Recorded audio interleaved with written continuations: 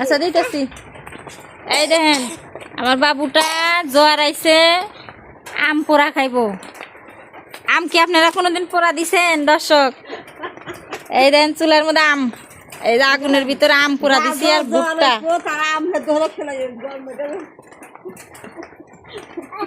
দর্শক দুশো দেখা দিতেছি, তুমি হারো তুমি হারো দুশো।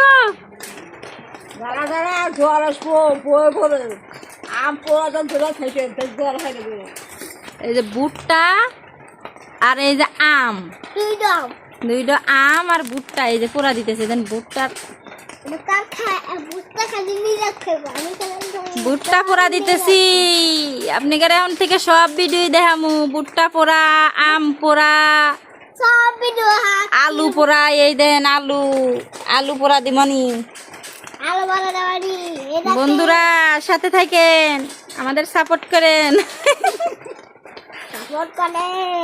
এই যে আম পোড়া দেন, আগুনের একটা চেহারা ডাকি, আগুনে এই দেন আম পোড়া খাওয়ার জন্য এই যে দর্শকের অভাব নাই। এই যে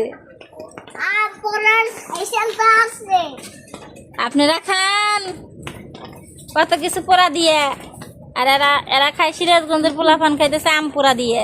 সিরাজগঞ্জের ব্লগার তো, বুঝছেন দর্শক। তাও আবার কি জানেন, বৃষ্টির দিন। এই যে বৃষ্টির দিন, বৃষ্টির দিনে কি খাইবা? চাউল ভাজা। বৃষ্টির দিনে বলে চাউল ভাজা খাইব। আমার চাষি বসে আইছে ছাতি নিয়ে, ধান কাটছে, ধানের কাজ যাইব, ধান পাকছে।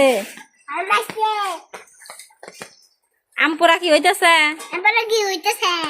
এগার ধৈর্য মানতেছে না, তিনজনই দেন চুলার পুর চোখ দিয়ে আইছে। তাই আমটা খায় কি পেটে সমস্যা হবো না?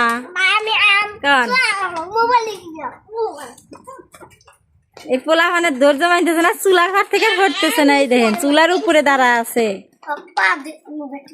আম খাইব, সব খুশি আসতেছে।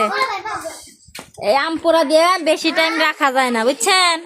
এই আম পোড়া দিয়ে একটু পর পর এটা উল্টায় দেওয়া লাগে, নাহলে এক সাইডে আবার পুড়ে উঠবো। এই দেখেন, এই যে দেখছেন এক সাইডে যে কালা হয়ে গেছে, এই ফটস করে ফুটে আবার চুহে নাকবো না, বেলের মতো পারে না।